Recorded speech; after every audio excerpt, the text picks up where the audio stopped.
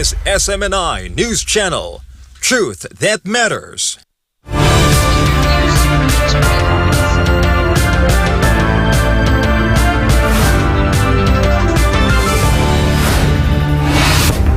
Today's headlines. A former spokesperson of the National Task Force to End Local Communist Armed Conflict has lauded Vice President Sara Duterte's remarkable efforts in combating the insurgency in the country. Echoing her father's legacy, former President Rodrigo Duterte, Vice President Sara Duterte is determined to bring about the ultimate demise of the CPP-NPA-NDF. Meanwhile, the Philippine Navy reported a decrease in the number of Chinese vessels in the West Philippine Sea following the civilian convoy incident at Bajo de Masinloc. We'll explore the implications of this development. For our top stories around the globe, the United States and China have confirmed their defense chiefs' participation in an upcoming summit in Singapore, aiming to address key issues and enhance communication between the two nations. Also, the jury in former U.S. President Donald Trump's hush money trial fails to reach a verdict on the first day of deliberations after weeks of testimonies. And a foreigner who bears a striking resemblance to a famous Hollywood superstar becomes an overnight sensation in Thailand. I am Jayne Codnita. Newsline World starts now. Following the civilian convoy at Bajo de Masinloc, the Philippine Navy announced that the number of Chinese vessels in the West Philippine Sea has decreased. Let's hear more details from Almar Forzuelo. In April, the Philippine Navy discovered a sudden increase in the number of Chinese maritime militia vessels in the West Philippine Sea, a few weeks before the Baliktan Exercise 2024. Based on Philippine Navy records, more than 100 Chinese vessels were sighted in the disputed area. Among these, 110 were Chinese maritime militia vessels, 11 were Chinese Coast Guard, and 3 were People's Liberation Army Navy ships. From May 14 to May 20, 153 Chinese ships were sighted in the West Philippine Sea. Among these, 15 were Chinese Coast Guard, 7 were People's Liberation Army Navy ships, and more than 100 were Chinese maritime militia vessels in Bajo de Masinloc. Meanwhile, from May 21 to 27, the number of Chinese ships decreased to 122. Among these, 15 were Chinese Coast Guards, 5 were People's Liberation Army Navy ships, and 102 were Chinese maritime militia vessels. Commodore Roy Vincent Trinidad, Philippine Navy spokesperson for the West Philippine Sea, stated that the decrease in the number of Chinese ships occurred after the civilian convoy at Bajo de Masinloc. If we look at the overall picture, from 153 the other week to 122 on the week ending yesterday, so there was a drastic decrease. Also in Bajo de Masinloc, we could attribute this to the conduct of the Atin Ito caravan, which coincided with the spike in the numbers of the maritime militia and the Chinese Coast Guard in Bajo de Masinloc. The official explained that it is not always that there are many ships in Bajo de Masinloc because it depends on Chinese activities. Actually, not in Taiwan. The numbers will depend on, our monitor depends on the activities in the West Philippine Sea. Sometimes there will be more numbers in Ayungin Shoal, sometimes more in Pag-asa, others in Bajo de Masinloc. And when they are not out there deployed, we see a lot of them in Mischief Reef. Following this, the official asserted that China will use all tactics to gain control of the West Philippine Sea. Lawfare is one of the instruments in their cookbook. The ultimate objective of China is sea control of the South China Sea. They will use the different instruments of their national power to assert that. For God and my beloved Philippines, Almar Forzuelo, SMNI News. The Department of Environment and Natural Resources, or DENR, deployed backhoes to remove trash that could cause flooding in communities around Manila Bay. Despite this, some senators have pointed out that the ongoing land reclamation project approved by the DENR could pose a greater concern by raising water levels. Carlo de la Peña reports. To expedite the rehabilitation of Manila Bay, the government has distributed backhoes on barges to 11 local government units in the Manila Bay area. Recipients include Malabon, Marikina, Muntinlupa, Pasay, Pasig, Pateros, Quezon City, Taguig, Obando, San Fernando, and Bacoor, Cavite. The equipment is meant to remove waste from rivers and estuaries through desilting and dredging. This initiative was made possible through the collaboration of the Department of Public Works and Highways, or DPWH, and the DENR, with support from Senator Cynthia Villar, who sponsored the latter agency's budget. Desilting and dredging are crucial measures to prevent potential flooding, especially during the rainy season.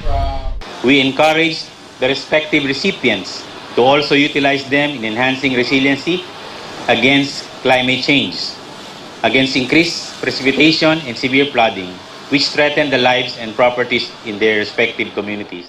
However, despite the government's actions, concerns remain regarding the ongoing land reclamation project in Manila Bay. The project might cause water that should flow into the sea to return to the rivers. Some of the backhoe recipients are expected to be affected by this. Ano yun, bay yun eh. Maapektuhan nga sila pag tinambakan nila yun, di ba? Kami hindi naman namin patatambakan. We will clean it pa nga para yung aming tubig coming from our 4 rivers. Las Piñas River, Parañaque River, Zapote River, Molino River can go out of Manila Bay. On August 7, 2023, President Bongbong Marcos ordered the suspension of all reclamation projects in Manila Bay. But this has not been formalized or released as an executive order. Currently, reclamation continues in some areas of Manila Bay, which has been opposed by several senators. Senator Lauren Ligarda questioned why the DENR, which issues Environmental Compliance Certificates or ECC, allowed this to happen. I am still wondering how the DNR had issued the ECC.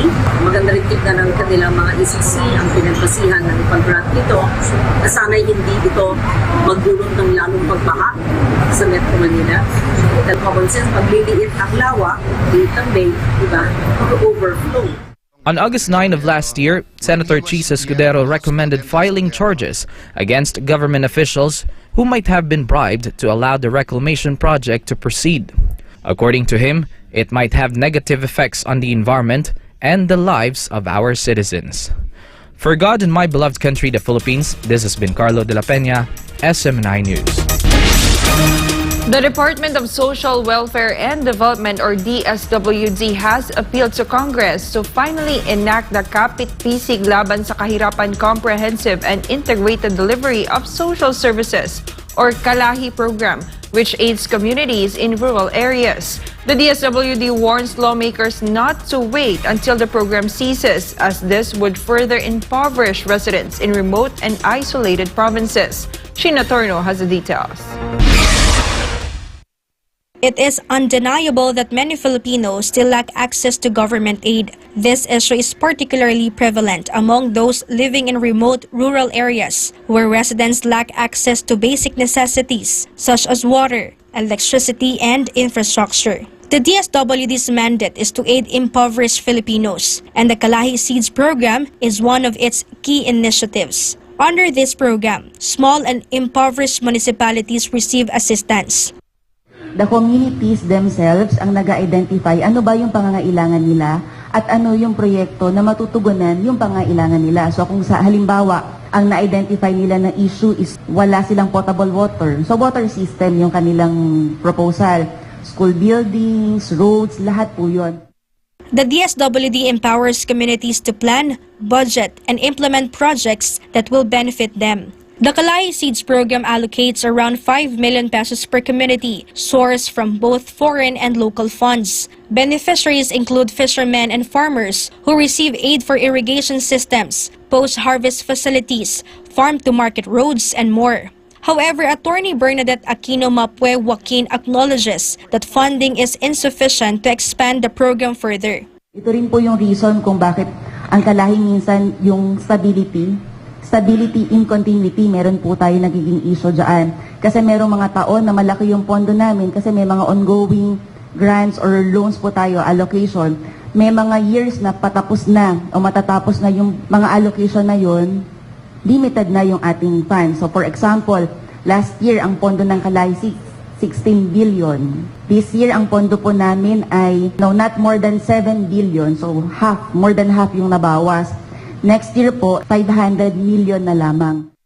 A reduction in funding could prevent the program from expanding to more impoverished communities. According to DSWD data, over 2.5 million community volunteers have been assisted by the program. Nearly 800,000 rural women have gained employment, and more than 22 million families have benefited from it. Additionally, 2.1 million workers have received wages through the program, and over 83,000 sub-projects have been completed and currently in use. Despite 2 decades of implementation, it remains unclear why Congress has not yet enacted the program. Attorney Bernadette Mapue Joaquin emphasizes that this request has been made repeatedly. Sa mga mamabatas natin, isabatas po natin ang programa at tulungan nyo kami na ipagpatuloy ang pagbibigay ng tulong sa mga pinaka-nangangailangan. For God and for my beloved Philippines, this has been Sheena Torno, SMNI News. The heat index is expected to persist despite the declaration of the rainy season, according to the State Weather Bureau. Meanwhile, 13 to 18 typhoons are expected to enter the country in 2024. Creseline Catarong tells us more. Pag-asa has declared the onset of the rainy season. However, Pag-asa stated that the heat index will continue even as the rainy season begins. Dr. Marcelino Villafuerte, the Deputy Administrator for Research and Development of DOST Pag-asa, said that there are still areas in the country experiencing hot weather, even though the rainy season has been declared. Halimbawa, dito po sa gawing eastern section ng Visayas and then some areas in Mindanao. And even dito po sa atin sa Metro Manila, kung mapapansin natin, ngayong araw na to mainit, and then right after hanggang about 2 p.m., 3 p.m., mainit pa rin po yun, and then eventually, dahil po sa mainit na kondisyon hanggang early afternoon, ay nagdudulot naman ito ng pagkakaroon ng mga convective clouds, and then eventually in the afternoon, nagkakaroon ng mga pag-ulan. Pag-asa continues to advise the public to stay hydrated to avoid the possible severe effects of the hot weather. Pag-asa also explained that the El Niño phenomenon in the country is about to end. In the coming months, we are expecting na mag-transition siya into a neutral phase. No? So, ibig sabihin, walang El Niño and then walang La Niña. But according to Villafuerte, by the months of July, August, and September, there's a 69% chance that La Niña will begin. Yung La Niña po, it usually peaks around the end of the year and then until the following season po, next year, at least yung first quarter. Meanwhile, DOST Pag-asa stated that there are expected to be 13 to 18 typhoons to enter the country in 2024. This figure is still lower than the usual number of typhoons entering the country each year, which is around 19 to 20. It can be recalled that in 2023, only 11 typhoons hit the country. This low number is attributed to the occurrence of the El Niño phenomenon.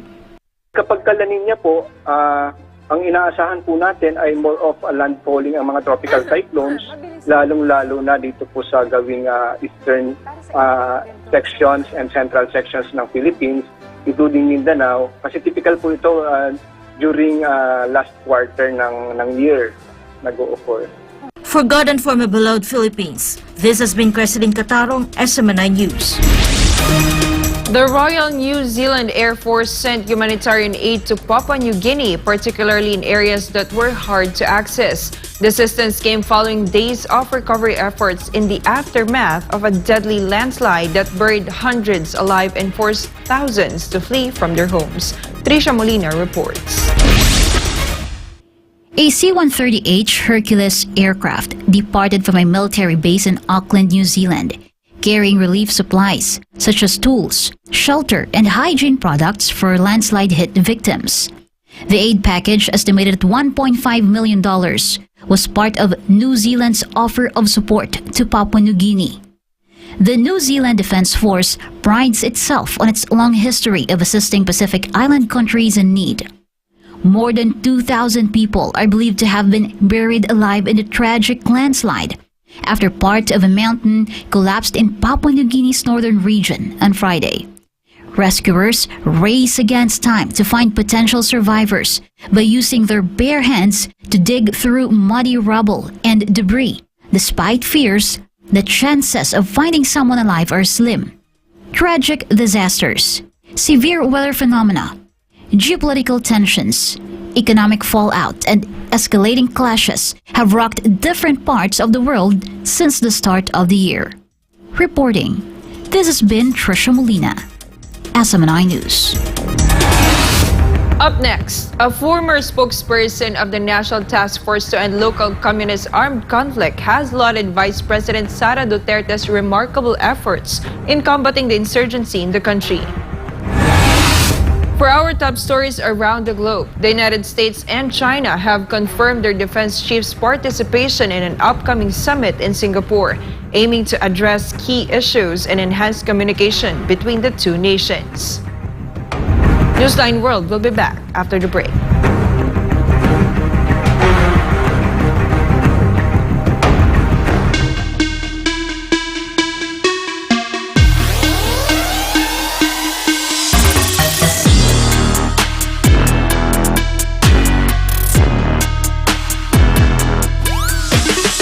Abangan ng Banateros tuwing Lunes hanggang Huwebes, live dito lang sa SMNI. Yan ang Banateros, walang inuurungan. Pag tama palakpakan, pag mali ay babanatan.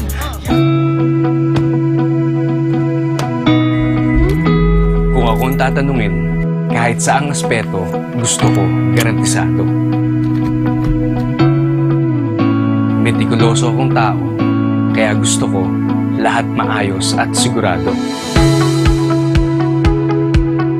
Lahat quality, yung hindi ako makukompromiso, pero sulit ang presyo. Ganyan ang Clean Fuel. Kaya dito, panatag ang loob ko.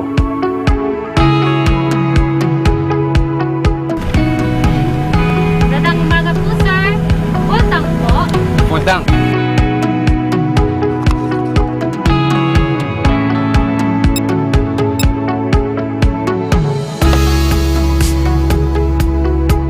Gusto mo ng dekalidad na gasolina pero sulit ang halaga, mag-Clean Fuel ka.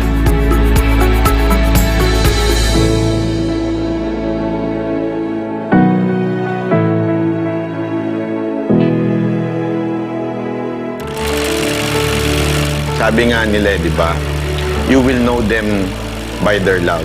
Yun ang sinabi sa Biblia. It's not on how good you are in quoting the scripture. It's giving love. Grabe, hindi talaga hindi talaga kasya yung words eh.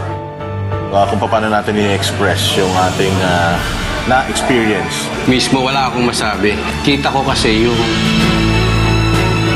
pagiging generous. Alam mo, madali kasi magsalita ng Diyos eh. Pero pagdating sa pera, pagdating sa pagiging generous, yung pagtulong sa iba, hindi biro yun. Maraming bagsak dyan. Maraming bagsak. Kaya ako nakikita ko yung pagiging generous niya. Hindi sa salita eh. Sa lakad. Bilib ako. Hindi dakdak. Nakita mo sa gawa. In one word, authentic.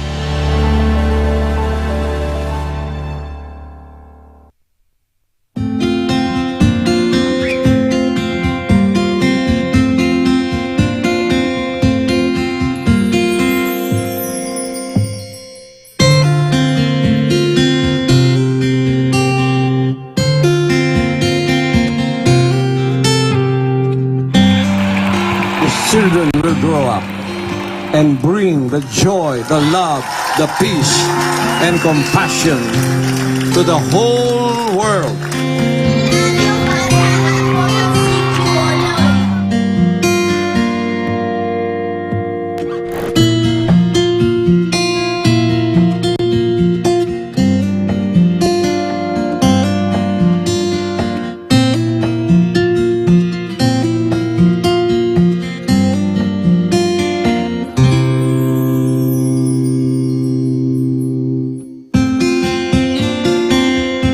We only have one planet. We only have one Earth.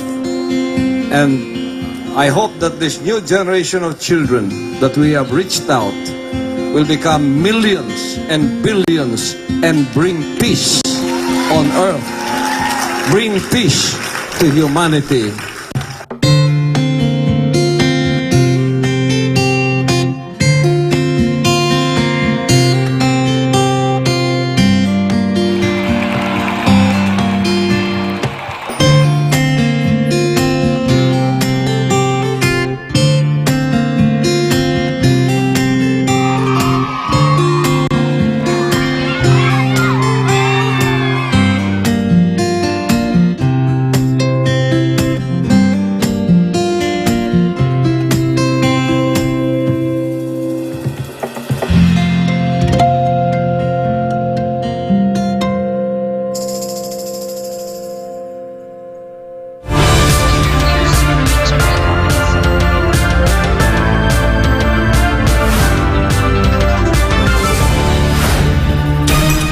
Back to our news, a former high-ranking NTF-ELCAC official spoke about Vice President Sara Duterte's contributions to the war against CPP-NPA-NDF. MJ Mondihar reports.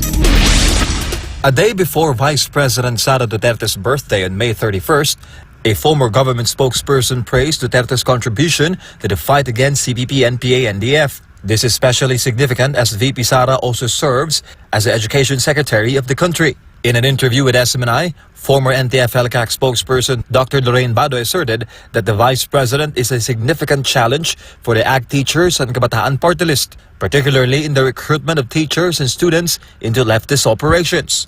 Napakalaking balakid. Dumating na yung pinakamalas na buhay nila. You know why? Kasi ang Vice President natin, no,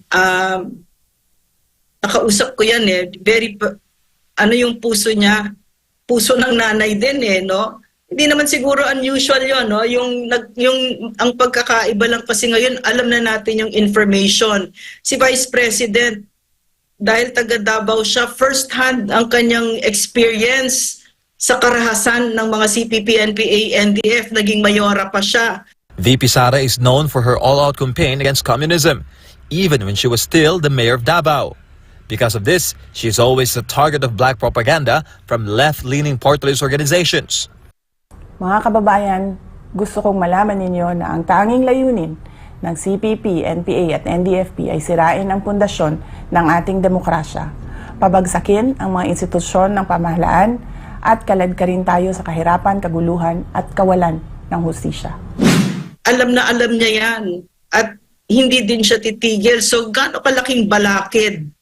Napakaswerte natin ng ating DepEd Secretary ay ganyan. Kilalang kilala niya ang CPP at hindi siya mag-aatubili, no, na gagawin kung ano ang dapat niyang gawin.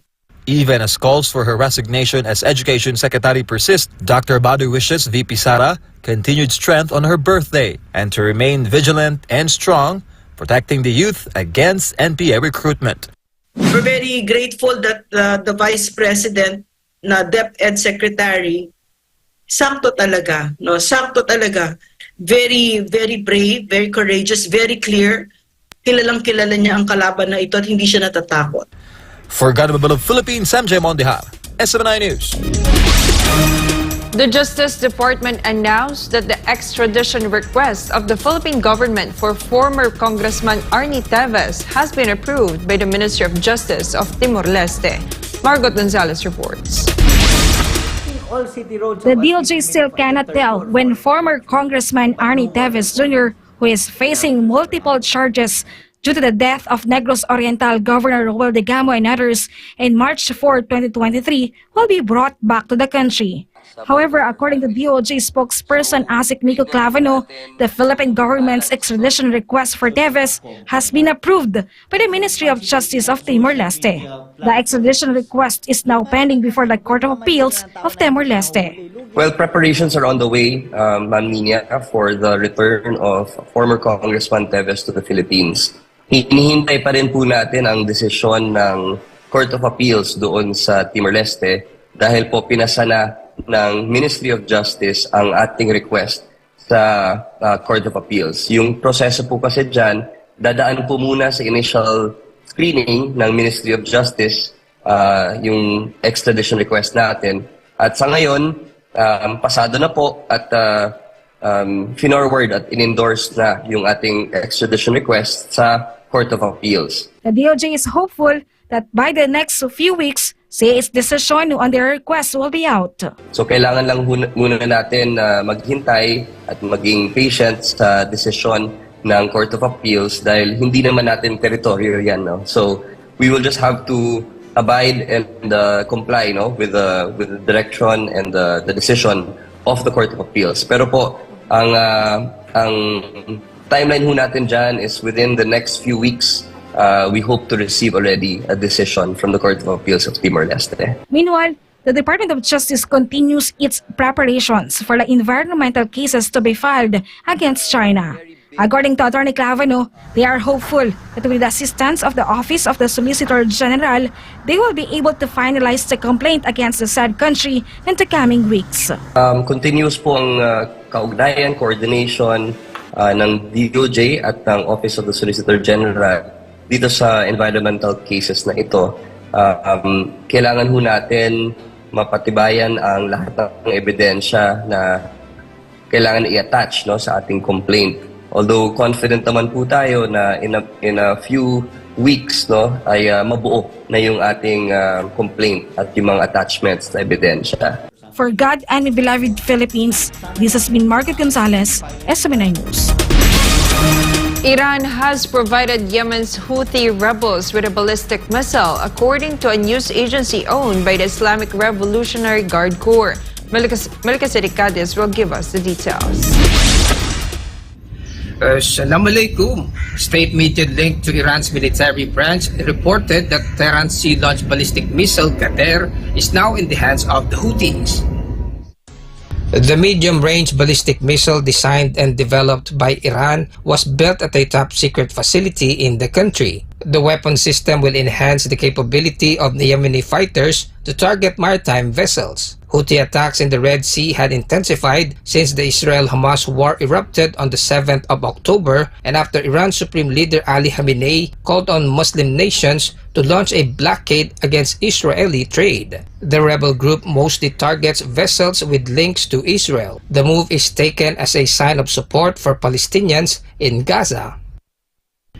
The Houthis are part of the so-called Axis of Resistance, a political and military coalition led by Iran that operates in West Asia and North Africa. Reporting from Kuwait, I am Melchizedek Cadiz, your global citizen correspondent for God and for our beloved country, the Philippines. The United Arab Emirates and South Korea signed a total of 19 deals encompassing various sectors as the Emirati president ended his two-day state visit in the East Asian country. Here's Grata Romori with a report. UAE President Sheikh Mohammed bin Zayed Al Nahyan returned to the country not empty-handed following a productive visit to South Korea. The 19 deals signed covered several economic sectors, ranging from defense, culture, and AI sectors. Most of the deals were linked to the energy sector, including the establishment and delivery of at least 6 liquefied natural gas carriers. The deal with Abu Dhabi National Oil Company, or ADNOC, is potentially worth $1.5 billion. Sheikh Mohammed also discussed strategic cooperation in the 4 key areas of nuclear power, energy, investment, and defense with his South Korean counterpart Yoon Suk-yeol. The Emirati leader reaffirmed UAE's pledge last year to secure $30 billion worth of investments in South Korea. Both sides also signed a comprehensive economic partnership agreement designed to enhance trade and expand market access. The UAE became the first Arab country to sign a free trade deal with South Korea. Reporting from Dubai, I'm Gatero Omor, your global citizen correspondent for SMNI News Channel. A senior Chinese official urged the Japanese government to abide by the One China principle to serve as a political foundation in maintaining Sino-Japan relations. Sara Santos has the report. The Taiwan question and adherence to the One China principle were some of the sensitive issues discussed during a high-level visit made by a senior Chinese Communist Party official to Japan. Chinese Premier Li Qiang warmly welcomed Chinese Communist Party diplomat Liu Jianchao in Tokyo for talks. Both sides agreed on the importance of continuing bilateral dialogue and overcoming challenges in their relations by maintaining high-level exchanges.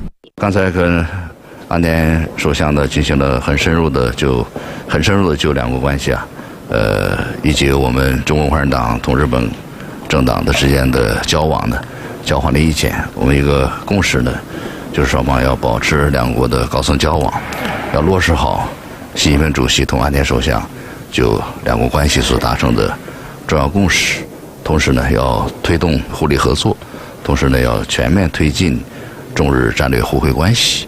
同时我们也重视两国之间存在的一些挑战，也有一些分歧。那么这些问题呢，我们希望能够通过双方的外交渠道的这个磋商，能够逐渐的加以解决。Liu told Kishida that Japan should adhere to the One China principle, which views Taiwan as an inalienable part of Chinese territory. Beijing recently conducted two-day military drills through Friday around the self-ruled island following the inauguration of its new president Lai Ching-te, whom Beijing considers a separatist.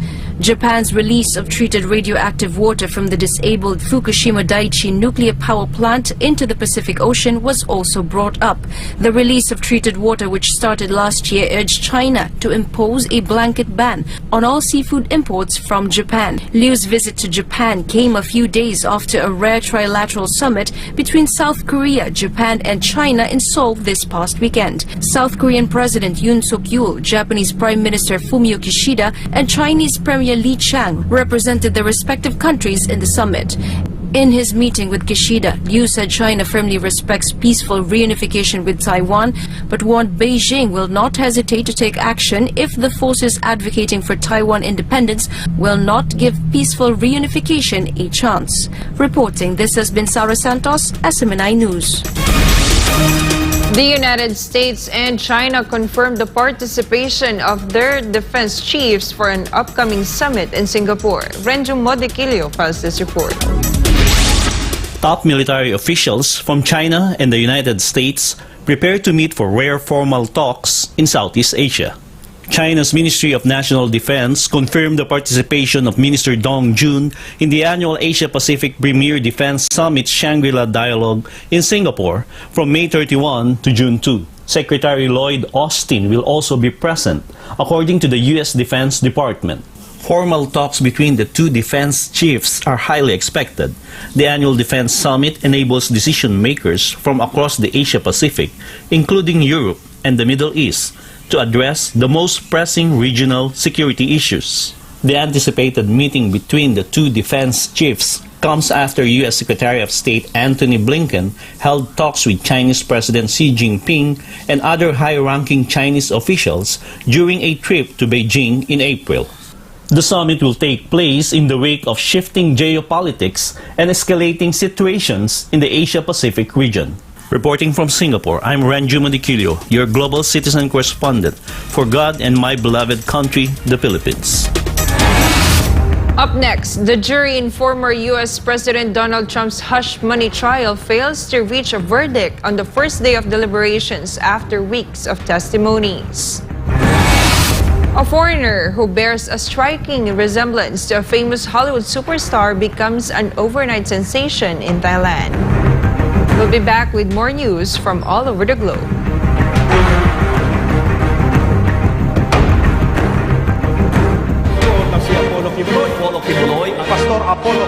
Kibuloy is a threat to peace and order in the country.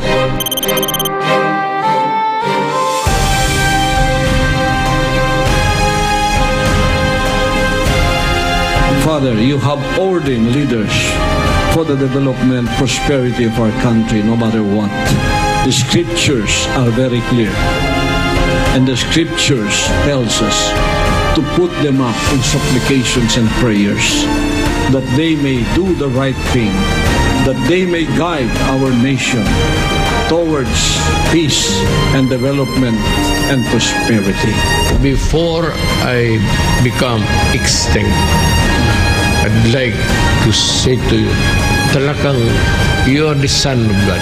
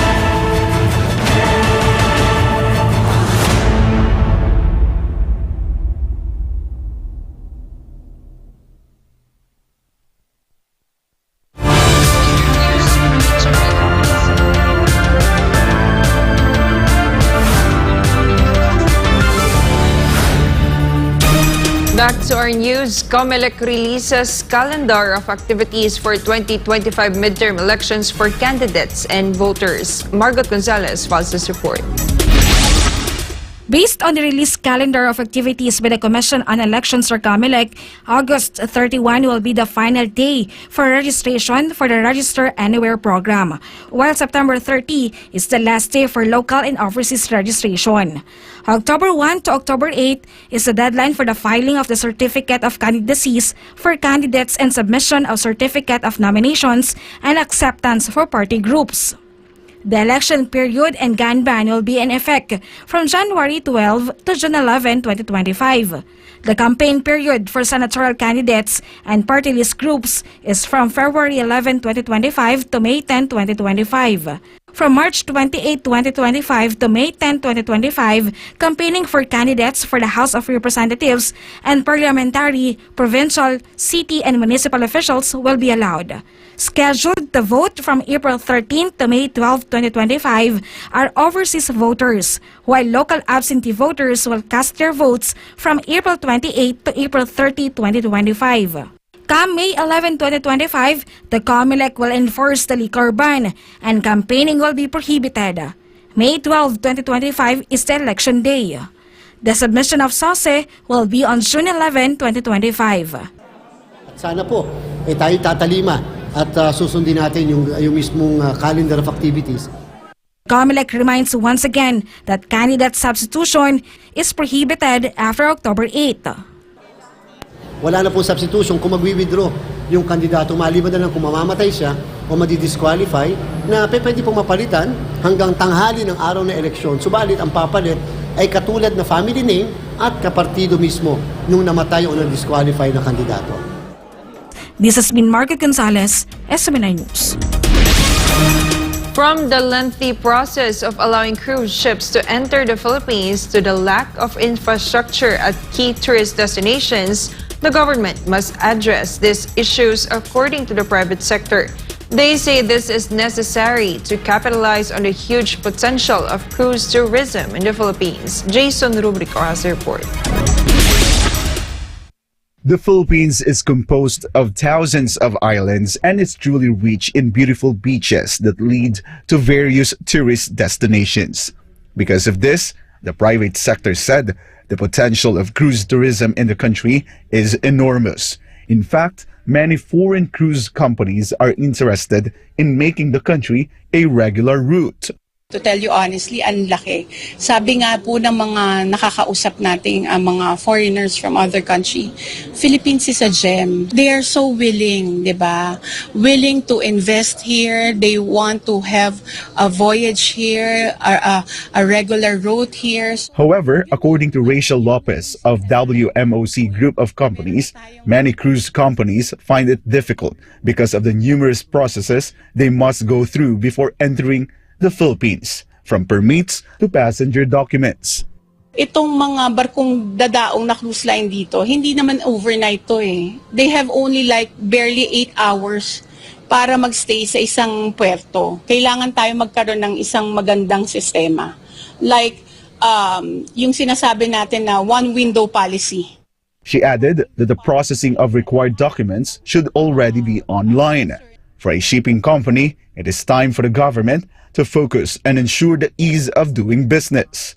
Yung proseso ng pagpasok ng barko, yung pagbaba ng mga turista from the vessel, it takes time now. I mean, we need to improve, we need to simplify the process.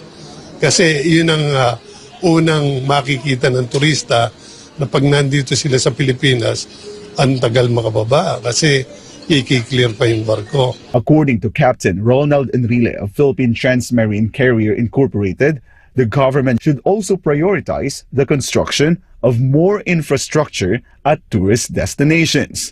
This is to encourage cruise companies to make the country a regular route. We have a lot of nice tourist spots, but the issue is the infrastructure. We have to have access, roads, hospitals, and everything that a tourist needs. So kailangan natin ng government assistance for us to promote the country as a destination. In line with this, Expo Maritime Philippines will be held to further promote cruise travel and maritime tourism in the country on July 11, 2024. This Maritime Expo is one avenue to help the government. Kasi inopen na ng private sector itong issues. So what we are asking the government is, during the convention, ipakita nyo what we can offer to the world. Na ito ang ginagawa namin, ito ang improvements na ginagawa namin para maging destination tayo. Meanwhile, the Department of Tourism has also assured that the government is currently focusing on the development of infrastructures such as airports and roads. The public-private partnership process initiated by the national government through the Department of Transportation is now ongoing, and we are eager to see this PPP process come into fruition in order that the airport may be expanded and improved. Because it's our interest also to ensure that the tourist journey is as convenient, safe, and pleasurable as possible. On the aspect naman of roads, we have a convergence with the Department of Public Works and Highways. And patuloy po yung ating Tourism Road Infrastructure Project. Tourism Secretary Cristina Garcia Frasco also mentioned that they have submitted a budget proposal for additional roads in emerging tourist destinations for 2024.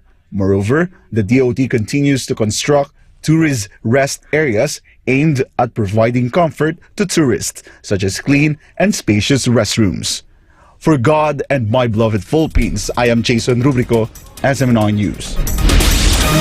Israel's escalating war with Hamas could cost the Jewish state 253 billion shekels, or about $67 billion, according to an estimate provided by the head of Israel's central bank. Waging a war entails a heavy price, as warring nations need to be ready for the burdens that come with it, particularly when it comes to finances, and worse, the reality of losing innocent lives. Israel's central bank governor Amir Yaron said that the $67 billion estimate was based on expenditures from 2023 to 2025. The cost involves spending on defense outlays, civilian needs, and lost tax income.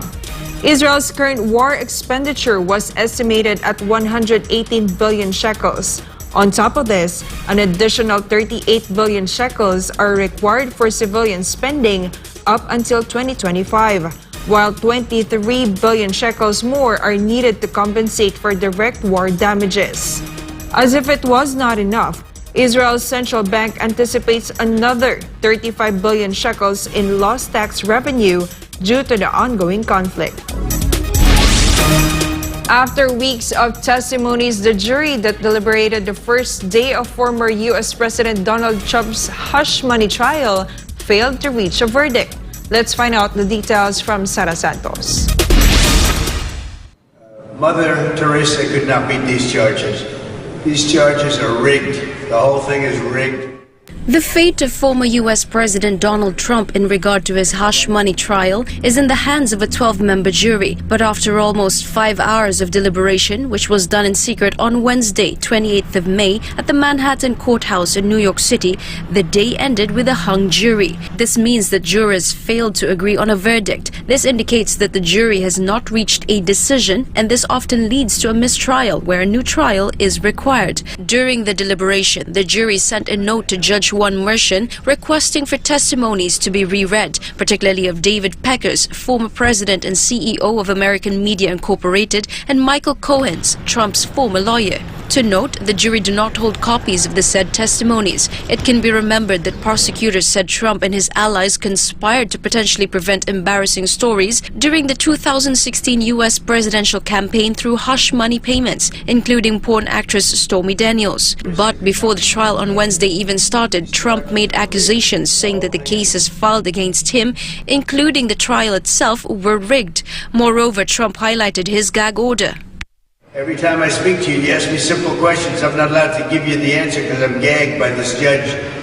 But we have a very, very serious problem here. I mean, our country's going bad. And remember, and let me just leave you with this. This is all because of Joe Biden and I don't even think it's him. I don't think he's smart enough to think about it. But it's the people that surround him in the office.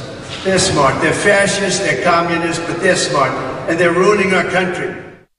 Meanwhile, deliberations on the hush money trial is set to resume for a second day on Thursday, May 29th, 9:30 in the morning local time, something that is much awaited not only by the people in America but also the whole world, as whatever verdict the jury reaches will become a historic decision.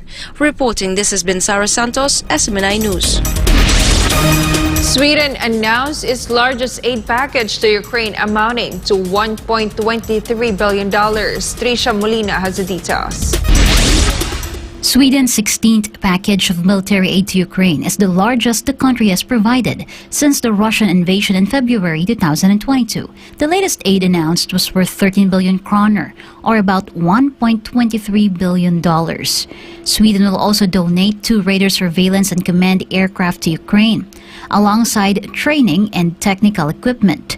The AEC-890 aircraft can spot threats hundreds of kilometers away and will help boost Ukraine's ability to hit targets in the air and sea. The surveillance aircraft will also complement the F-16 fighter jets that the United States and other NATO allies plan on sending to Ukraine. Sweden announced the latest package after declaring additional military support worth $7 billion last week. Sweden recently became the first country that allowed Ukraine to use its weapons in its war against Russia. Its humanitarian and military aid to Ukraine has now exceeded 100 billion Swedish kroner, or over $9 billion since February 2022. Reporting, this has been Trisha Molina, SMNI News. A foreigner who hit the jackpot for looking every inch like a famous Hollywood superstar became an overnight sensation in Thailand. Let's hear more with Chatmongkon Pisamay Guson. A KEANU REEVES look-alike is turning heads in Thailand as he keeps people second-guessing whether they are looking at the actual movie star. He might not be a Canadian like KEANU REEVES, but this German national certainly has that same charismatic look that could make people turn around more than once. People kept wondering if the famous movie actor left the glitz and glamour of Hollywood in exchange for a simple life in Thailand. A man looking every inch like KEANU REEVES is gaining massive attention in the country and abroad. Being a doppelganger of the famous international celebrity became his ticket to fame as his videos became a global hit online. Whatever he does, may it be making coffee, visiting a temple, or as simple as washing dishes, will surely earn massive views, with some of his short clips already reaching millions. Members of the public will approach and follow him in the streets eager to take a picture beside him. The KEANU REEVES look-alike has been identified as Andreas, a German national. His Thai wife dyed his hair from blonde to a darker shade and make it grow a bit longer so he could resemble to John Wick actor, so much that it was quite hard to tell them apart. Social media users who are curious to see his uncanny resemblance with the movie superstar enjoy watching his viral videos on his TikTok account at TukTikLife. The real KEANU REEVES has not yet responded regarding his popular look-alike. Reeves played the character John Wick in the famous film series that started in 2014. The character was also the inspiration behind the German national's new look. Reporting from Thailand, I'm Chatmongkon Pisamay Guson, your Global Citizens correspondent for SMNI News Channel. And before we end, may you be inspired with the words of the sun.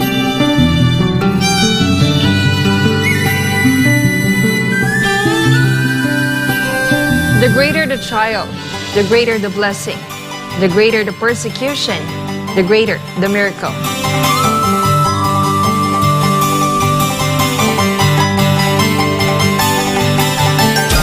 And that's all for this edition. For more updates, you may visit SMNINewsChannel.com or follow us on our official social media accounts on Rumble, YouTube, Facebook, and Twitter. For God and my beloved country, the Philippines, I'm Jayne Codnita, and this is Newsline World.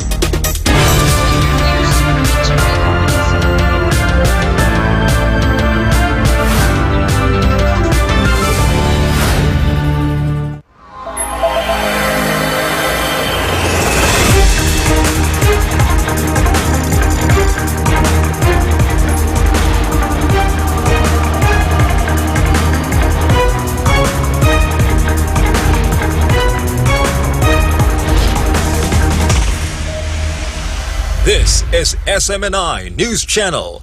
Truth that matters. Subscribe to SMNI News Channel and turn on the notification bell to keep you up to date. Also visit our official social media accounts and join our community on Viber and Telegram.